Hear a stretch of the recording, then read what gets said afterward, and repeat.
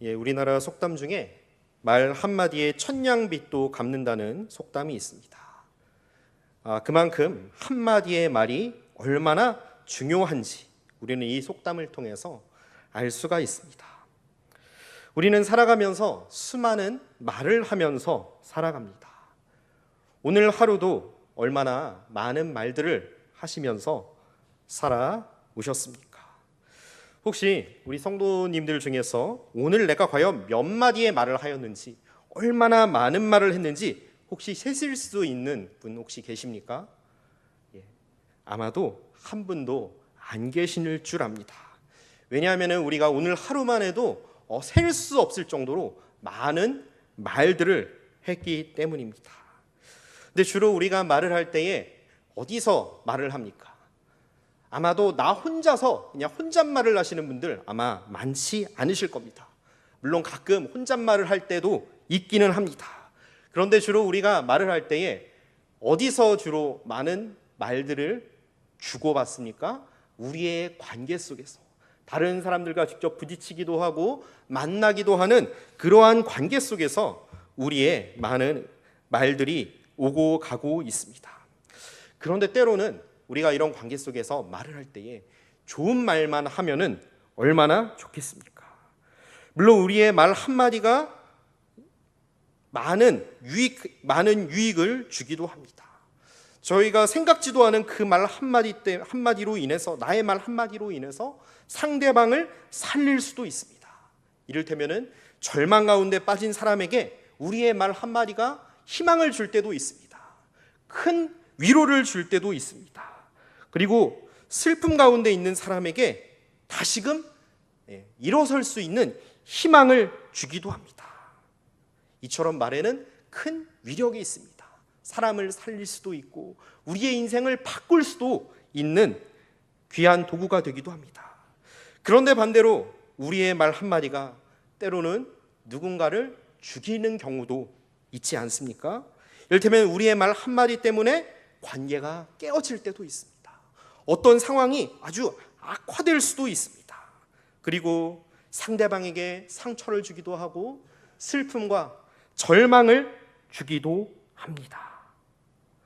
자, 우리 성도님들께서는 주로 어떤 말들을 주로 사용하고 계십니까? 그리고 반대로 어떤 말들을 많이 듣고 계십니까? 자, 오늘 말씀에서 야고보는 계속해서 행함이 있는 믿음의 증거에 대해서 이야기를 하고 있습니다. 그런데 오늘 말씀에서 이야기하고 있는 것은 바로 말에 대해서 이야기를 하고 있습니다. 우리의 언어 생활에 대해서 이야기를 하고 있는 것이죠. 즉 야고보는 오늘 말씀을 통해서 이렇게 이야기를 하고 있습니다.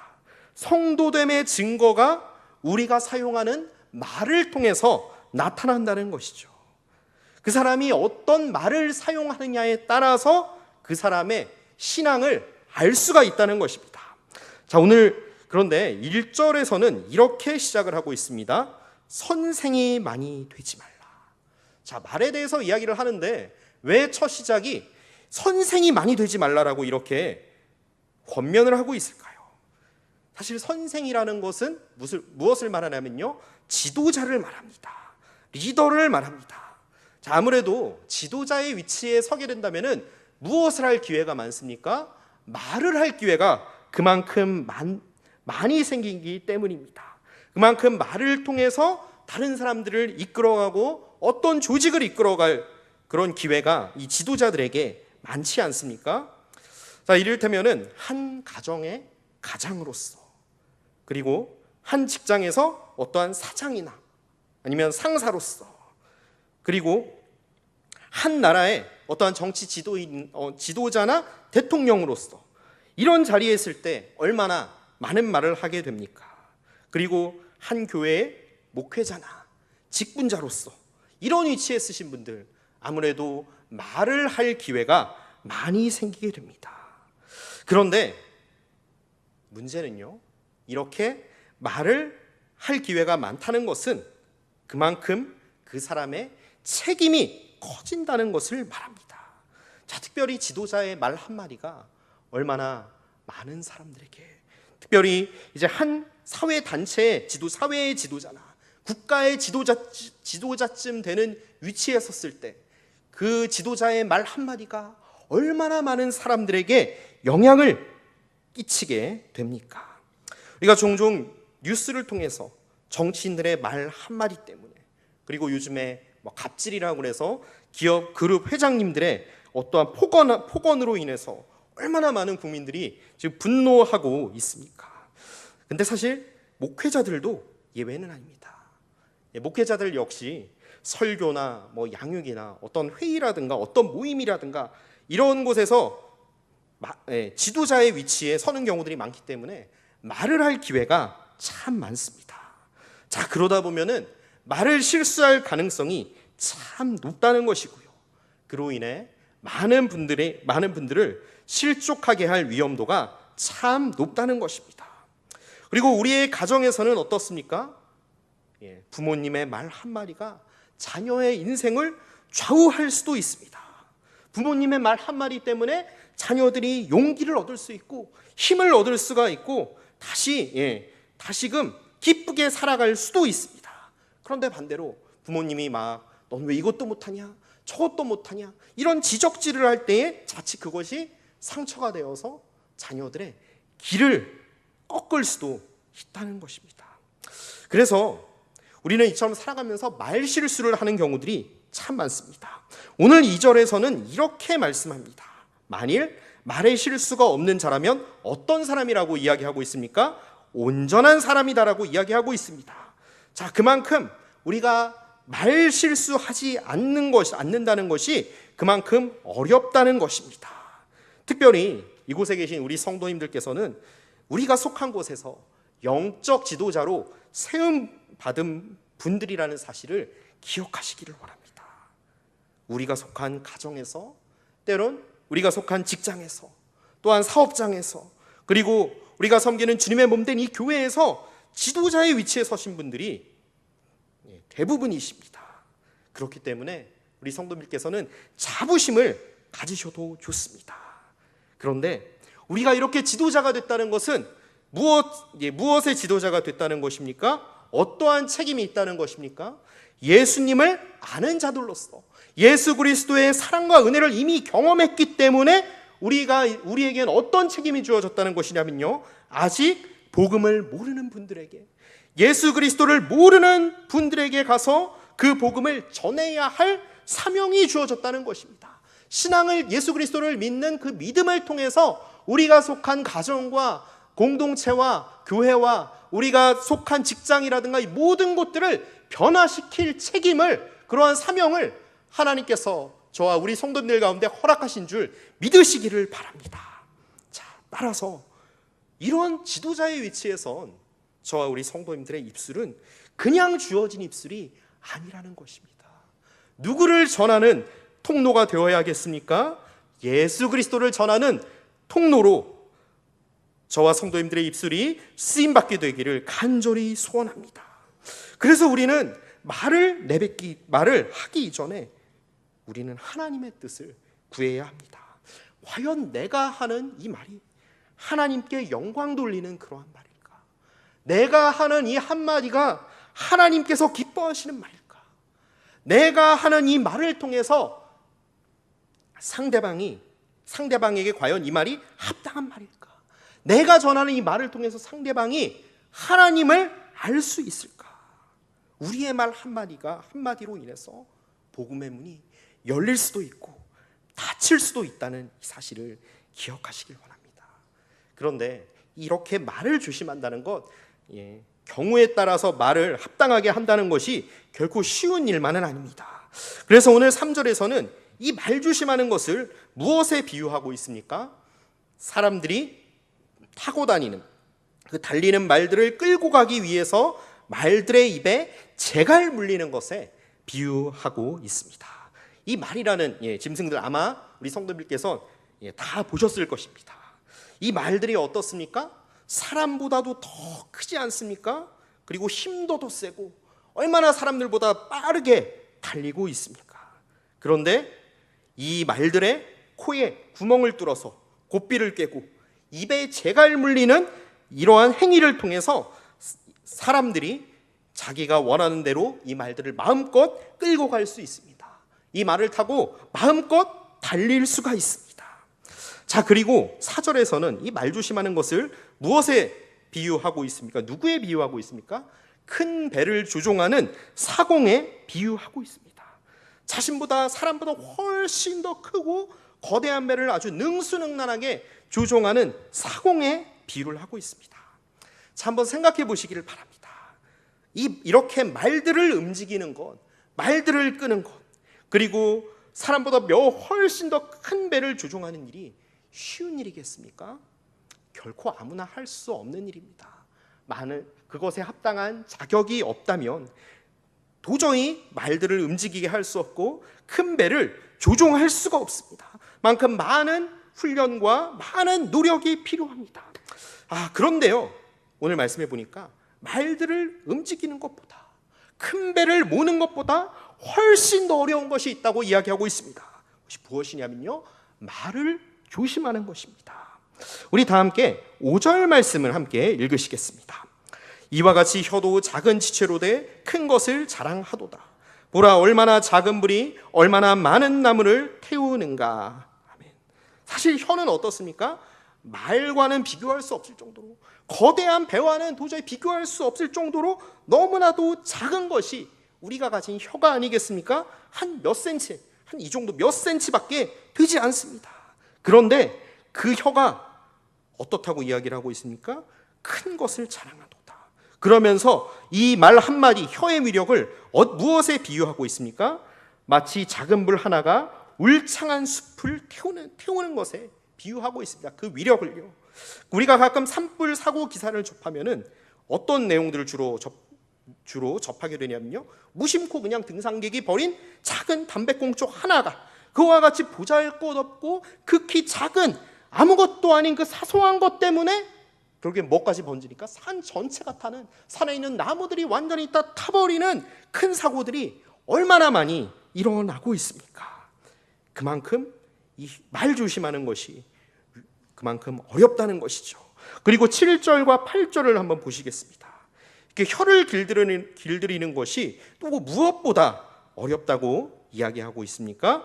여러 종류의 짐승과 새와 벌레와 바다의 생물은 다 사람이 길들일 수 있고 길들여 왔거니와.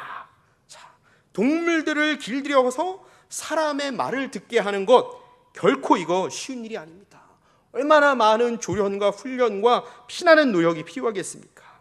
전에 TV를 통해서 호랑이나 사자나 표범 같은 맹수들을 집에서 키우는 사람들의 이야기를 한번 접한 적이 있습니다. 자, 이런 호랑이나 사자나 이런 표범과 같은 맹수들을 집에서 키우는 것, 그냥 되겠습니까? 아니겠죠. 많은 돈이 필요하겠고요, 시간이 필요할 것입니다.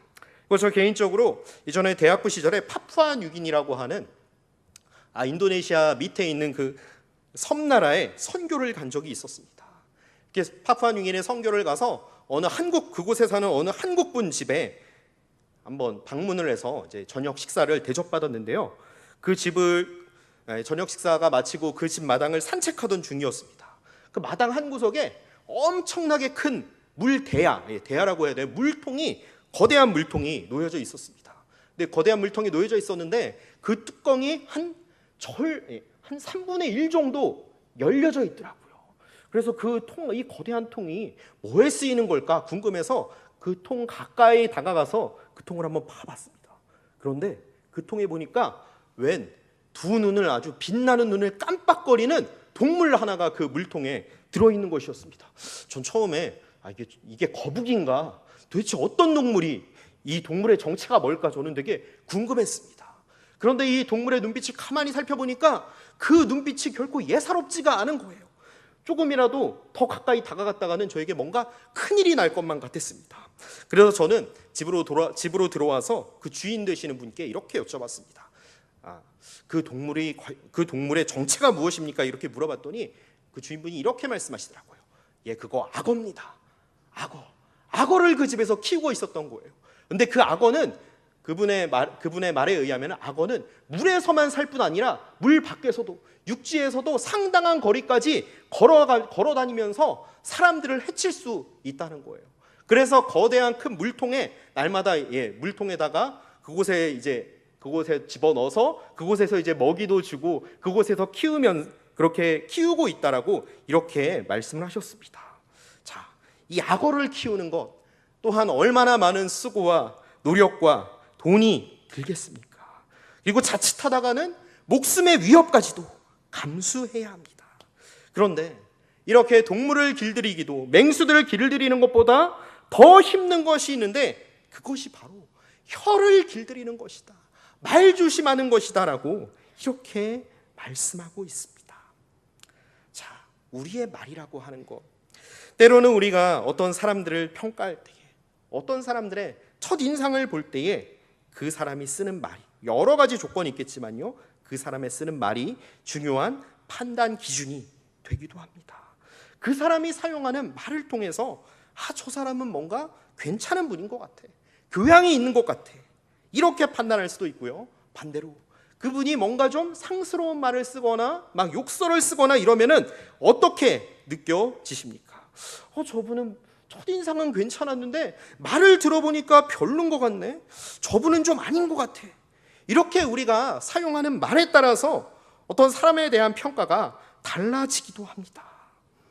그리고 때로는 그러한 사람들의 이러한 인상의 판단에 따라서 우리의 인생이 좌우되기도 합니다.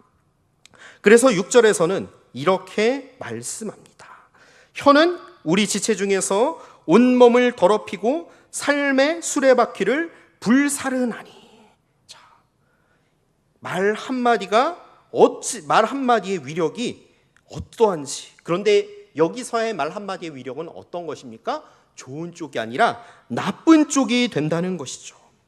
아까도 제가 잠시 언급했지만요, 최근에 소위 잘 나가는 사회 지도자분들 중에서 말 한마디 실수 때문에 추락하는 분들이 적지 않습니다.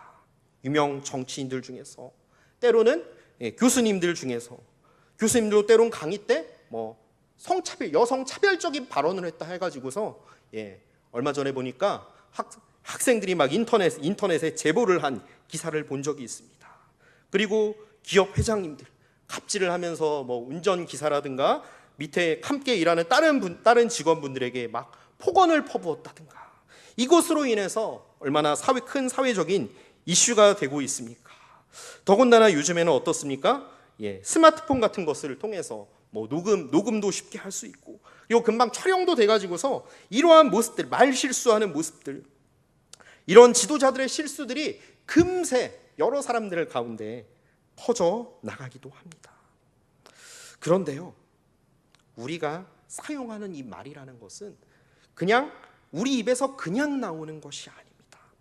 어느 날 갑자기 그냥 내뱉어지는 것이 아닙니다. 사실 우리의 언어 속에는요, 우리가 사용하는 말 속에는요, 우리의 모든 인격과 우리의 삶과 우리 평소 생각과 가치관과 나의 모든 것이 다 담겨져 있는 것입니다. 이러한 것들이 응축되어서 어느 날 갑자기는 아니죠, 우리가 사용하는 말들을 통해서 나타난다는 것입니다. 특별히 우리의 말들을 통해서 무엇이 나타내냐면요, 우리의 삶의 목적이 무엇인지, 우리가 누구를 신뢰하며 살아가는지, 우리의 삶의 주인이 누군지가 우리의 말들을 통해서 나타난다는 사실을 기억하시기를 원합니다. 특별히 우리가 하나님을 주인 삼아서 살아가느냐, 아니면은 내가 주인된 삶을 살아가서 나의 어떠한 욕망과 나의 감정과 나의 모든 생각들을 그냥 가감없이 그냥 우리의 언어를 통해서 표출하는지, 이것이 우리의 언어를 통해서 그대로 나타난다는 사실입니다. 그렇기 때문에 이 말을 조심한다는 것은 그냥 단순히 욕 안 하고, 상스러운 말 안 하고, 상처 주는 말 안 하고, 이것으로 끝나는 문제가 아니라는 것입니다. 우리의 삶의 근원이, 우리의 삶의 목적이, 우리의 삶의 가치관이 어디에 있느냐가 우리의 이러한 가치관의 문제라는 사실입니다. 우리 성도님들께서는 어떤 말들을 주로 사용하고 계십니까? 우리가 사용하는 말들을 통해서 얼마나 하나님의 주인 되심이 드러나고 있습니까? 그리고 우리가 사용하는 이 말들을 통해서 얼마나 예수 그리스도의 복음이 증거되고 있습니까? 한번 돌아보시기를 원합니다. 왜 하나님께서는 우리에게 말할 수 있는 혀를 주셨습니까? 이사야서 43장 21절은 이렇게 말씀합니다. 이 백성은 내가 나를 위하여 지었나니 나를 찬송하게 하려 함이니라. 자, 여기서 우리의 지음받은 목적을 무엇이라고 이야기하고 있습니까? 누구를 찬송하는 것이라고 이야기하고 있죠? 하나님을 찬송하는 것, 하나님의 이름을 높이는 것, 하나님의 영광을 위해서 살아가는 것이 저와 우리 성도님들의 삶의 목적인 줄로 믿으시기를 바랍니다. 자, 따라서 우리의 모든 삶 또한 누구를 위해서 살아가야 되겠습니까? 하나님을 위해서 살아가야 합니다. 이것이 바로 하나님의 백성된 저와 우리 성도님들의 삶의 이유요, 목적인 줄 믿으시기를 바랍니다. 자, 그렇다면은 하나님께서 우리에게 주신 혀 또한 무엇을 위해 사용해야 하겠습니까? 하나님의 이름을 높이고 하나님을 찬양하고 그리고 하나님의 복음을 믿지 않는 자들에게 전하게 하시려고, 그로 인해서 하나님 나라가 확장되도록 하시기 위해서 저희 가운데 하나님께서는 혀를 허락하신 줄 믿으시기를 바랍니다. 그런데 종종 우리는 살아가면서 이 혀를 어디에 또한 사용하고 있습니까? 오늘 말씀 9절에 보니까 이렇게 이야기하고 있습니다. 우리의 혀가 한 입에서 하나님을 찬양함과 동시에 어디에 사용하고 있다라고 말씀하고 있습니까? 사람을 저주하는 데 사용하고 있다라고 이야기하고 있습니다. 자, 누군가에 대한 분노, 누군가에 대한 미움, 누군가에 대한 그러한 감정들이 우리의 언어를 통해서 나타날 때가 있진 않으십니까? 이것은 하나님께서 우리 삶의 주인이 아니라 나 자신이 여전히 내 삶의 주인이요, 나 자신이 여전히 하나님 노릇을 하려는 그러한 모습들이 이렇게 남들을 공격하는 언어를 통해서 나타난다는 것이죠. 사람을 저주하는 용어를 통해서. 분명히 한 입을 하나님께서는 주셨지만은 전혀 어울리지 않는, 그 주신 목적에 전혀 어긋나지 않는 또 다른 말들이 우리의 입술을 통해서 나올 때가 있지 않으십니까? 이것에 대해서 야고보는 10절에서 이렇게 말씀합니다. 한 입에서 찬송과 저주가 나오는 것은 마땅하지 않다라고 이야기하고 있습니다. 정상적인 것이 아니라고 하는 것이죠. 자, 하나님을 찬양하는 성도라면은, 하나님의 백성이라면은 무엇 또한 바뀌어져야 됩니까? 주변 사람들을 향한 언어 또한 바뀌어져야 할 줄로 믿습니다. 이전에는 상대방을 깎아내리고 공격하고 무시하고 핀잔 주는 이런 말을 했다면은 이제는 어떤 말로 가야겠습니까? 상대방을 인정하는 말, 상대방을 존중하는 말, 그리고 상대방을 높여주는 그러한 말을 해야 하지 않겠습니까? 이것이 바로 하나님의 뜻인 줄 믿습니다. 예, 물론 그렇다고 해서 우리가 항상 상대방의 귀에 듣기 좋은 말만 하라는 것은 아닙니다. 중요한 것은 무엇이냐면요, 우리의 상대방을 향한 우리의 말을 통해서 그를 향한 우리의 마음이 드러나게 된다는 것이죠. 내가 얼마나 그를 아끼고 있는지, 내가 얼마나 그를 사랑하고 있는지, 이러한 나의 마음이 내 언어를 통해서 나타날 수밖에 없습니다. 자, 그런데 반대로 상대방을 인정하지 않는다면은 그 마음 그대로 우리의 말을 통해서 표출되게 됩니다. 어떤 말로 표출되게 되겠습니까? 시기하는 것, 미움, 질투, 욕설, 비방, 이 모든 것들로 나타난다는, 이러한 나쁜 언어들로 나타난다는 것입니다. 그런데요, 이러한 모습은 결국 무엇을 인정하지 않는 것이냐면요, 상대방이 하나님의 형상대로 지음받았다는 사실을 부정하는 것입니다. 나만 하나님의 형상대로 지음받았는데 저 사람은 하나님의 형상대로 지음받은 사람이 아니야, 나와 달라, 이러한 교만한 생각들이 우리의 언어를 통해서 표출된다는 것이죠. 이것은 결국 누가 주인 되심을 인정하지 않는 것입니까? 하나님께서 우리의 주인 되심을 인정하지 않는 것입니다. 만약 우리가 하나님께서 주인 되심을 인정한다면 주님께서 지으신 다른 사람들도 품고 사랑하고 그들도 아끼고, 이러한 우리의 마음들이 우리의 언어를 통해서 표현되는 것이 마땅합니다. 자, 그리고 한 입으로 전혀 다른 두 말을 하는 것은 불신앙입니다. 하나님의 주인 되심을 인정하지 않는 것. 그래서 11절과 12절에서도 이렇게 말씀합니다. 같은 샘에서 어떻게 먹기 좋은 물과 먹기 나쁜 물이 나올 수 있겠느냐? 먹기 좋은 물이 나오는 것이 마땅한데 어떻게 나쁜 물과 좋은 물이 같이 나올 수 있겠냐? 그리고 무화과 나무에서 감람나무를, 포도나무에서 무화과 나무를 맺는 것이 말이 되냐? 무화과 나무에서는 어떤 열매를 맺는 게 마땅합니까? 무화과 열매를 맺는 게 마땅합니다. 포도나무에서는 어떤 열매가 맺혀져야 마땅합니까? 포도 열매가 맺혀지는 것이 마땅하죠. 즉 한 입으로 전혀 다른 두 말을 하는 것은 말이 안 된다. 이 야고보가 다시 한번 강조하고 있습니다. 진정으로 예수님을 주인으로 모신 성도라면 그의 언어를 비롯한 우리의 삶의 모습들이 누구의 방식대로 바뀌어져야겠습니까? 하나님의 방식대로 바뀌어져야 될 줄로 믿습니다. 하나님께서 기뻐하시고 하나님께서 선하게 여기시고 하나님을 높이는 삶의 방식으로 바뀌어야 될 줄로 믿습니다.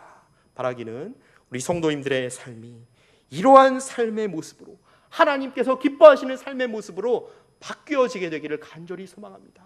특별히 저희가 사용하는 이 언어가 하나님께서 기뻐하시는 언어로 하나님을 찬양함과 동시에 우리의 이웃들을 사랑하고 또한 그들을 아껴주고 그들을 높이는 이러한 언어로 바뀌시게 되기를 주님의 이름으로 간절히 소원합니다. 스탈린이라고 하는 구소련의 독재자가 있었습니다. 아마 스탈린이라는 사람 한 번쯤은 다 들어보셨을 겁니다. 이 스탈린이라는 사람이 러시아를 통치했던 1920년대 후반에서 1950년대 초반까지 약 25년 동안 러시아인들, 그 당시는 이제 소련이라고 우리가 알고 있습니다. 이 러시아 사람들은 엄청난 고통을 겪었습니다. 스탈린을 반대했다는 이유 하나만으로 1,000만 명이 넘는 사람들이 체포되었고 강제 수용소에 보내졌습니다. 비밀 경찰들이 각 개인의 사생활까지, 전화까지도 도청하고 그 사람이 대화하는 그 내용까지도 다 조사를 해서 반대자들을 다 색출하는데 혈안이 되었습니다. 그래서 1,000만 명이 넘는 사람들이 잡혔는데요, 그 중에 수백만 명의 사람들이 목숨을 잃었습니다. 그런데 이 스탈린 시대에 살았던 사람 중에 보리스라고 하는 유대인 의사가 있었습니다. 이 보리스라고 하는 의사는 그가 무심코 던진 스탈린은 신이 아니라 인간에 불과하다, 이 말 한마디 때문에 비밀 경찰에게 체포되어서 시베리아 강제 수용소에 갇히게 됐습니다. 의사였던 보리스는 강제 수용소의 병원에서 일을 하게 됐는데요, 그의 임무는 병든 죄수들이 병원에서 죽지 않고 작업장에서 일을 하다가 죽도록 하는 것이었습니다. 그래서 병원에 아무리 중병에 걸려서 일을 할 수 없는 죄수가 왔다 하더라도 이 보리스는 의료 카드에다가, 진단서에다가 이 사람은 일하는데 문제가 없습니다, 건강합니다, 이 이야기를 써 넣어야만 했습니다. 그래서 죄수들을 작업장으로 보내야만 했습니다. 이것이 의사 보리스의 임무였습니다. 이런 그에게 있어서 환자를 치료하는 일은 점차 무의미한 일이 되어져 갔습니다. 상부의 지시에 따라서 기계적으로, 그냥 형식적으로 환자들을 진료했고요, 그리고 무조건 건강하다, 이 사람은 일할 수 있다, 진단서 카드만 쓰면은 다 끝이었습니다. 그런데 이러한 자신의 모습을 보면서 이 보리스는 엄청난 갈등을 겪게 됐습니다. 의사로서 내가 이렇게 하는 것이, 죄수들을 이렇게 병든 죄수들을 죽이는 것이 과연 올바른 일일까? 내가 왜 이런 일을 계속 해야만 할까? 이런 회의감이 그의 마음속에 들기 시작했습니다. 근데 그러던 어느 날 그는 동료 죄수를 통해서 복음을 듣게 됐습니다. 절망의 밑바닥에서 헤매고 있던 의사 보리스는 마침내 예수 그리스도를 구주로 영접하게 되었습니다. 그런데 이렇게 그리스도인이 된 보리스는 또한 놀라운 소식을 접하게 됩니다. 그것은 무엇이냐면요, 그 수용소 안에 목숨을 걸고 비밀리에 모이는 예배드리는 이제 그리스도인들이 있었는데, 그들이 오랫동안 보리스의 의사의 구원을 위해서 오랫동안 기도하고 있었다는 사실을 그는 알게 되었습니다. 이렇게 예수 그리스도를 주로 영접하게 된 보리스는 자신이 복음의 빚진 자임을 깨닫게 되었고, 이때부터 그의 삶이 달라지기 시작했습니다. 이전에는 그냥 수용소에서 시키는 대로 죄수들을 그냥 병자들 돌보지 않고 무조건 퇴원만 시켰던 그가 이제는 한 사람 한 사람을 돌아보면서 정성껏 치료를 하기 시작했습니다. 그러다가 수용소 측으로부터 너 왜 병자들을 살리는 거냐? 왜 병자들을 치료하는 거냐? 너 때문에 얼마나 많은 의약품들이 낭비되고 있는지 아느냐? 너 그렇게 다시 한번 더 환자들에게 그렇게 관대하게 대하면 너 위험하게 될 거다. 이렇게 여러 차례 경고를 받았지만은 그는 상관하지 않고 환자들을 정성껏 치료했습니다. 그런데 그러던 어느 날이었습니다. 이 의사 보리스에게 대장암에 걸린 한 죄수가 찾아왔습니다. 보리스는 수용소 당국의 경고를 무시하고 수술을 통해서 이 대장암에 걸렸던 죄수를 살려냈습니다. 그러자 수용소의 협박을 잘 알고 있었던 환자가 이렇게 의사에게 물었습니다. 당신의 생명이 위험하지 않습니까? 왜 나를 이렇게 치료해 주는 것입니까? 이렇게 묻자 보리스는 이렇게 대답했습니다. 괜찮습니다. 상관없습니다. 당신과 나를 살리기 위해 오래전에 우리를 위해 대신 죽으신 분이 계시니까요. 그가 누구십니까? 이렇게 묻는 환자의 귀에 대고서 보리스는 이렇게 속삭였습니다. 그분의 이름은 예수 그리스도이십니다. 예수 그리스도를 믿으면 구원을 얻을 수 있습니다. 이렇게 복음을 전했습니다. 결국 이 보리스는 이 대장암 환자를 살린 이 혐의로 그만 공개 처형을 당하고 말았습니다. 그러나 그로 인해 살아났던 이 대장암 환자는 예수 그리스도를 주인으로 영접하게 됐습니다. 그는 보리스의 죽음을 소식을 접하고 그는 흐느끼면서 이렇게 고백하였습니다. 보리스, 이제는 내 차례입니다. 당신이 내게 전해준 예수 그리스도의 놀라운 사랑, 이 놀라운 복음을 이젠 나도 전하겠습니다라고 이렇게 고백을 했습니다. 이 죄수가 바로 수용소 군도 이반 데니소비치의 하루 등의 아주 유명한 작품을 통해서 소련 공산주의의 실상을 전 세계에 알렸고 동시에 노벨 문학상을 수상했던 알렉산더 솔제니친이라고 하는 작가였습니다. 아무런 소망 없이 절망 가운데 있던 의사 보리스를 변화시키고 그리고 대장암으로 죽어가던 죄수 솔제니친의 인생을 뒤바꾼 한마디의 말, 그것이 무엇이었습니까? 예수님께서 당신과 나를 위해 죽으셨습니다라고 하는 복음의 소식이었습니다. 근데 누구를 통해서 이들은 이 소식을 듣게 됐습니까? 예수님 때문에, 예수 그리스도를 주로 영접함으로 말미암아 인생이 바뀌게 된 그러한 성도들의 입술을 통해서 이 소식을 듣게 되었던 것입니다. 바라기는 저와 우리 성도님들의 입술을 통해 예수 그리스도의 복음이 널리 전파되기를 간절히 소원합니다. 하나님의 주되심이, 하나님의 영광이 계속해서 이 땅 가운데 드러나게 되기를 간절히 소원합니다.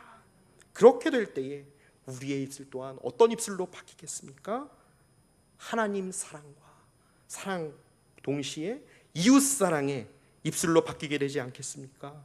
상대방을 높여주고 세워주는 말, 상대방을 살리는 이러한 말들이 저와 우리 성도님들의 입술 가운데 가득하게 되기를 간절히 소원합니다.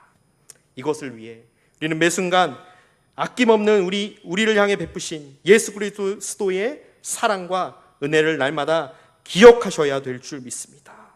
그리고 때로는 우리의 넘어지는 모습들, 우리의 더러운 입술을 주님께 내어 맡기고 성령님의 도우심을 구하시면서 나가셔야 될 줄 믿습니다. 그렇게 우리가 성령님의 도우심을 구하며 나갈 때에 하나님께서 저와 우리 성도님들의 입술을 날마다 계속해서 변화시키시고 우리들의 입술을 통해서 예수 그리스도의 복음이 땅끝까지 전파되는 놀라운 역사가 일어나게 될 줄 믿습니다.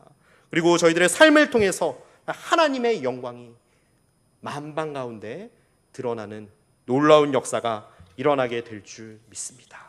이것을 간절히 기대하고 소망하시면서 함께 기도하시겠습니다.